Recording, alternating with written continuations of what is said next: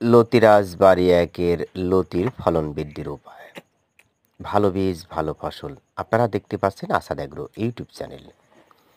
প্রিয় দর্শক, অনেকেই লতিরাজ বাড়ি এক চাষ করেছেন কিন্তু আশানুরূপ ফলন পাচ্ছেন না। এই অবস্থায় আপনারা চাইলে ইউরিয়া টিএসপি সারের সাথে মোরগবার্কা মাধ্যমিক সার অথবা সিনজেন্টার গ্রোজিং ব্যবহার করতে পারেন। চাইলে তরল ভিটামিনও মাঝে মধ্যে স্প্রে করতে পারেন। অবশ্যই 7 দিন পর পর লতি কাটবেন এবং ওই দিনই মোড়া ডাগরগুলো পরিষ্কার করে বাইরে ফেলে দিবেন এবং সার প্রয়োগ করবেন।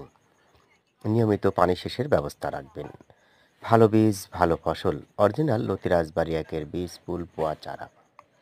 প্রিয় দর্শক, লতিরাজ বাড়ি এক চাষের লাভের আরেকটি পূর্ব শর্ত হচ্ছে ভালো বীজ। আপনি যদি ভালো মানের বীজ রোপণ করেন, দেখবেন সঠিকভাবে গাছগুলো বেড়ে উঠছে, রোগমুক্ত এবং পচন প্রতিরোধে সহায়তা করবে।